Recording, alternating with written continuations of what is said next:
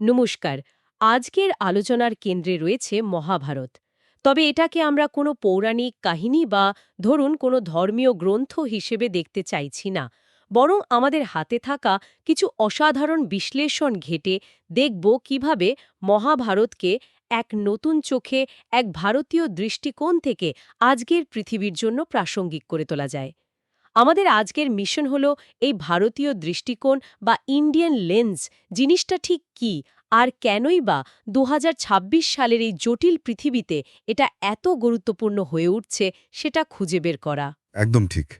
আর এই সূত্রগুলো যেগুলোর উপর ভিত্তি করে আজকের আলোচনা, সেগুলো শুরুতেই একটা খুব জরুরি পার্থক্য স্পষ্ট করে দিচ্ছে।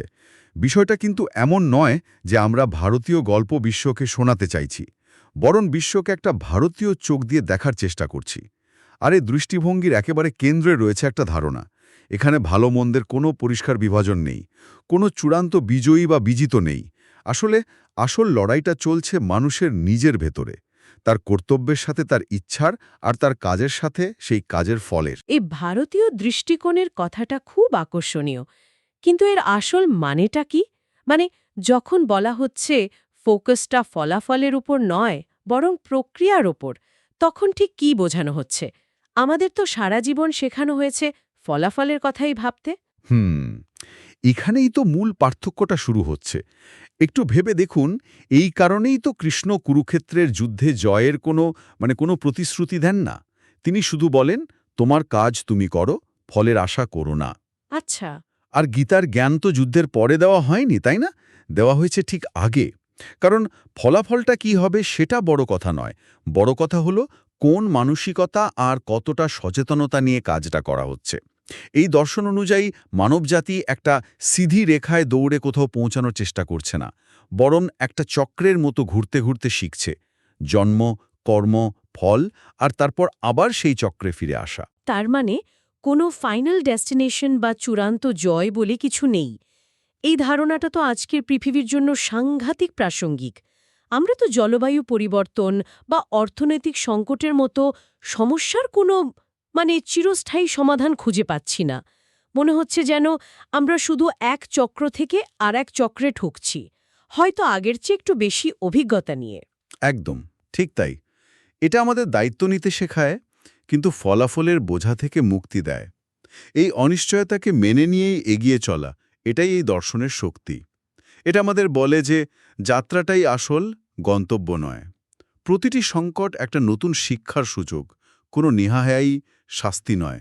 এই সূত্রগুলোতে চরিত্রদের নিয়েও একটা অসাধারণ কথা বলা আছে। বলা হচ্ছে মহাভারতের চরিত্ররা আসলে নায়ক বা খলনায়ক নয়, তারা হলো সময়ের মধ্যে আটকে থাকা এক একটি অবস্থান। ভীষ্ম যেমন তার প্রতিজ্ঞার মধ্যে আটকে, কর্ণ অপমানে, দ্রৌপদী পুরুষতন্ত্রের কাঠামোতে, আর আর যুধিষ্ঠির তার নিজের আদর্শের জালে।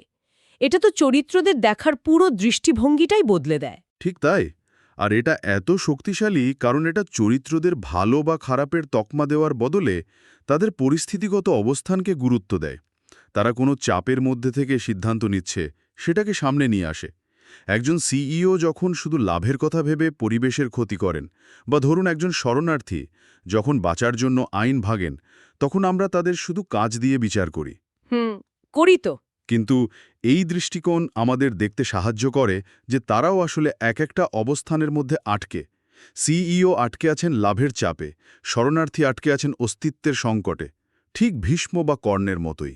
তার মানে আমরা যখন কর্ণকে দেখি, তখন শুধু তার অধর্মের পক্ষ নেওয়াটা বড় হয়ে ওঠে না, বরং তার সারা জীবনের অপমান, বঞ্চনা আর মর্যাদা পাওয়ার যে তীব্র আকাঙ্ক্ষাটা, সেটাও দেখতে পাই, যা তাকে ওই অবস্থানে ঠেলে দিয়েছে। কিন্তু এর মানে কি এই যে কারো কোনো ব্যক্তিগত দায় নেই, সবাই শুধু পরিস্থিতির শিকার? খুব ভালো প্রশ্ন। না না, সূত্রগুলো কিন্তু দায়মুক্তি দিচ্ছে না। তারা বলছে পরিস্থিতি আমাদের সিদ্ধান্তকে প্রভাবিত করে, কিন্তু সিদ্ধান্তটা শেষ পর্যন্ত আমাদেরই। কর্ণ পরিস্থিতির শিকার, কিন্তু অধর্মের পক্ষ নেওয়ার সিদ্ধান্তটা তার। ভীষ্ম প্রতিজ্ঞার কাছে বাঁধা, যা আলাদাভাবে দেখলে একটা মহান গুণ, কিন্তু সেই প্রতিজ্ঞাই একটা দুর্নীতিগ্রস্ত সিংহাসনকে রক্ষা করে চলে, আর সেটার দায়ও তার। এই জটিলতাটাই তো মহাভারতের সৌন্দর্য। এখানে সহজ উত্তর নেই, আছে শুধু কঠিন প্রশ্ন। বেশিরভাগ মহাকাব্যে তো আমরা দেখি একটা মূল সত্য থাকে যার উপর ভিত্তি করে গল্পটা দাঁড়ায়, যেমন রামায়ণে সত্য আর ধর্মের জয়। কিন্তু আমাদের হাতে থাকা বিশ্লেষণ অনুযায়ী মহাভারত এই ধারণাকেই ভেঙে গুড়িয়ে দেয়। এখানে প্রশ্নটা কোনটা সত্যি নয়, বরং প্রশ্ন হল, যখন অনেকগুলো সত্যি একে অপরের সাথে সংঘাতে লিপ্ত হয় তখন কি হয়? একদম। আর প্রতিটি প্রধান চরিত্র এক একটা আপেক্ষিক সত্যকে ধারণ করে।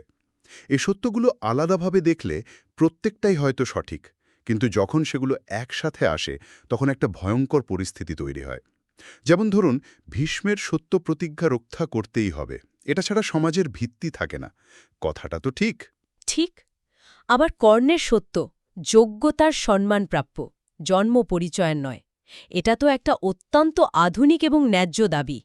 কিংবা যুধিষ্ঠিরের সত্য সত্যি পরম ধর্ম, কোনো অবস্থাতেই মিথ্যার আশ্রয় নেওয়া যাবে না, এটাও তো মহৎ আদর্শ। ঠিক। কিন্তু দেখুন কি হচ্ছে। ভীষ্মের প্রতিজ্ঞার প্রতি সততা একটা অন্যায়কে টিকিয়ে রাখছে। কর্ণের যোগ্যতার লড়াই তাকে অধর্মের পক্ষে দাঁড় করিয়ে দিচ্ছে। আর যুধিষ্ঠিরের চরম সত্যনিষ্ঠা মানে এতটাই কঠোর হয়ে উঠছে যে তাতে কোনো করুণার জায়গা থাকছে না, এবং যা শেষ পর্যন্ত সর্বনাশা ক্ষতির কারণ হচ্ছে। এমনকি কৃষ্ণের সত্যও তো জটিল। হ্যাঁ, ওটাই ভাবছিলাম। তার সত্য হল ধর্ম নিয়মের ঊর্ধ্বে। ন্যায় প্রতিষ্ঠা করতে হলে কখনো কখনো নিয়ম ভাঙতেও হয়। কিন্তু ন্যায়কে বাঁচাতে গিয়ে তার নেওয়া কিছু পদক্ষেপ, যেমন ধরুন দ্রোণাচার্যকে বিভ্রান্ত করা, নৈতিকতার ওপর একটা দাগ রেখে যায়। এটা তো পুরো ধারণাটাই পাল্টে দিচ্ছে। আমি তো এতদিন ধর্ম বলতে কিছু নির্দিষ্ট নিয়ম কানুনই বুঝতাম। তাহলে কি মহাভারত বলছে ধর্ম আসলে কোনো নির্দিষ্ট আইন বা একটা রুল বুক নয়? এই সূত্রগুলো অনুযায়ী ধর্ম এখানে পরিস্থিতি নির্ভর, কনটেক্সচুয়াল। এটা কোনো পাথরে খোদাই করা আইন নয়, বরং পরিস্থিতি অনুযায়ী এক ধরনের বোঝাপড়া বা নেগোসিয়েশন করার মতো। কোন পরিস্থিতিতে কোনটা ঠিক সেটা নির্ভর করে অনেক কিছুর উপর। এই কারণেই তো পাণ্ডবরা কুরুক্ষেত্রের যুদ্ধে জিতেও কোনো আনন্দ পায় না, তারা গভীর শোকে ডুবে যায়। তাই তো। কারণ জয় এখানে তাদের সত্যকে চূড়ান্তভাবে প্রমাণ করে না। তারা যা হারিয়েছে তার তুলনায় এই জয়কে খুব তুচ্ছ মনে হয়। তারা বোঝে যে সত্যের কোনো একচেটিয়া অধিকার তাদের ছিল না। এই আলোচনার সূত্র ধরেই আরেকটা খুব গভীর ধারণা উঠে এসেছে। বলা হচ্ছে যন্ত্রণা বা দুঃখ কোনো শাস্তি বা ব্যর্থতার প্রমাণ নয়, এটা আসলে একটা সংকেত। সংকেতটা হলো কোথাও একটা ভারসাম্য নষ্ট হয়েছে।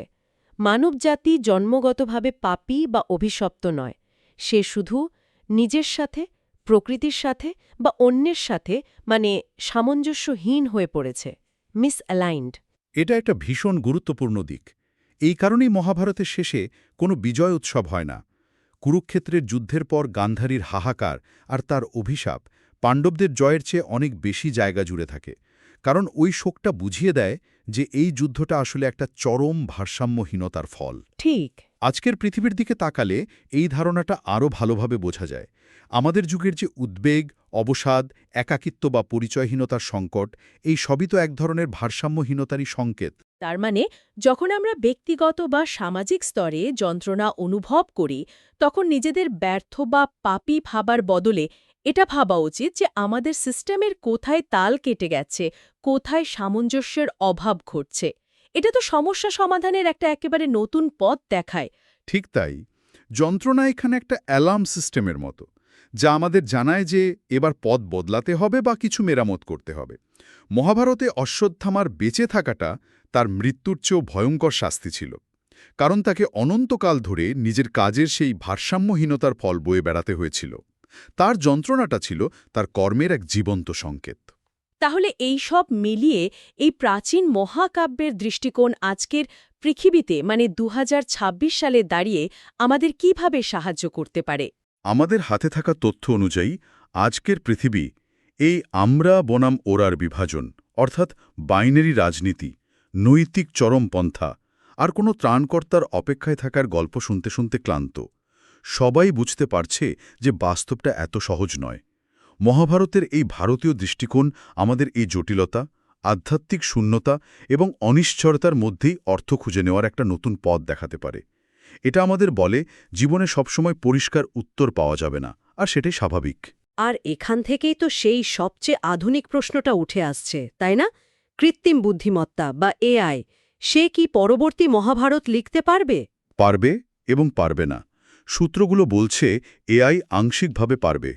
এআই মহর্ষি ব্যাসের লিপিকা গণেশের মতো হতে পারে। অর্থাৎ সে জটিল গল্পের কাঠামো তৈরি করতে পারে, বিভিন্ন সংস্কৃতির মধ্যকার নৈতিক সংঘাতের নকশা আঁকতে পারে, এমনকি ভারতীয় দর্শনকে হয়তো সারা বিশ্বের জন্য আরও সহজবোধ্য করে তুলতে পারে। ডেটা বিশ্লেষণ করে সে হয়তো বলতে পারবে কোন পরিস্থিতিতে কোন সিদ্ধান্ত নিলে কি হতে পারে। কিন্তু এআই কি পারে না? আসল সীমাবদ্ধতাটা কোথায়? এআই কর্মফল ভোগ করতে পারে না। ক্ষমতার অপব্যবহার করার পর সে লজ্জা অনুভব করতে পারে না। প্রিয়জনকে হারানোর যন্ত্রণা বা সবকিছু ছেড়ে দিয়ে ত্যাগের সিদ্ধান্ত নিতে পারে না। এই বিশ্লেষণগুলো খুব স্পষ্টভাবে বলছে মহাভারত নিছক বুদ্ধিমত্তার গল্প নয়, এটা হলো চাপের মুখে থাকা চেতনার গল্প, কনশিয়াসনেস আন্ডার বার্ডেন। এআই সঞ্জয়ের মতো হতে পারে, যে একজন অন্ধ রাজাকে, অর্থাৎ এক অন্ধ সভ্যতাকে যুদ্ধক্ষেত্রের পুঙ্খানুপুঙ্খ বর্ণনা দিতে পারে। কিন্তু সে নিজে কৃষ্ণ হতে পারে না। ঠিক, সে কৃষ্ণ হতে পারে না। কারণ কৃষ্ণ শুধু ঘটনার বিবরণ দেন না, তিনি অর্জুনকে সেই ঘটনার মুখোমুখি দাঁড়িয়ে একটা অসম্ভব কঠিন সিদ্ধান্ত নিতে সাহায্য করেন। তার মানে ডেটার আর তথ্য দিয়ে হয়তো একটা নিখুঁত গল্প তৈরি করা যায়, কিন্তু প্রজ্ঞা আর চেতনার জন্ম দেওয়া যায় না। একদম। প্রজ্ঞা তো আসে যন্ত্রণা, দায়িত্ব, ভুল আর অভিজ্ঞতার মধ্যে দিয়ে, যা একটা অ্যালগোরিদমের পক্ষে অনুভব করা সম্ভব নয়। এআই আমাদের পরিস্থিতিটা দেখাতে পারে, কিন্তু সেই পরিস্থিতিতে দাঁড়িয়ে কি অনুভব করতে হয় সেই গভীরতাটার নেই। তাহলে সব মিলিয়ে যা বোঝা যাচ্ছে, মহাভারত কোনো ধুলো পড়া প্রাচীন মহাকাব্য নয়, বরং এটা যেন মানুষ হিসেবে বেঁচে থাকার এক ব্যবহারিক নির্দেশিকা, একটা user manual for being human, যা বোঝার জন্য পৃথিবী হয়তো এতদিনের মানসিকভাবে প্রস্তুত হয়েছে। সূত্রগুলোর শেষ কথাটা আমার খুব মনে ধরেছে।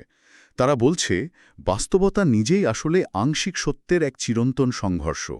জ্ঞান কোনো একটা পক্ষকে বেছে নেওয়াই নেই, বরং সেই টানাপোড়েনকে অস্বীকার না করে তাকে নিজের মধ্যে ধারণ করে এগিয়ে চলায় আছে। মহাভারত আমাদের কোনো সহজ উত্তর দেয় না, বরং সঠিক প্রশ্নগুলো করতে শেখায়। আর আমাদের শ্রোতাদের জন্য শেষ ভাবনা হিসেবে একটি প্রশ্ন রেখে যাওয়া যাক। সূত্রগুলো বলছে পরবর্তী মহাভারত কোনো বই আকারে আসছে না, তা ইতিমধ্যে আমাদের আদালত, আমাদের রাজনৈতিক বিতর্ক, আমাদের যুদ্ধ এবং আমাদের কর্মক্ষেত্রে প্রতিনিয়ত লেখা হচ্ছে। তাই আসল প্রশ্নটা হয়তো এটা নয় যে এআই কি পরবর্তী মহাভারত লিখতে পারবে। আসল প্রশ্ন হল, কৃষ্ণ যখন কথা বলবেন, মানবজাতি কি তখনও শুনবে?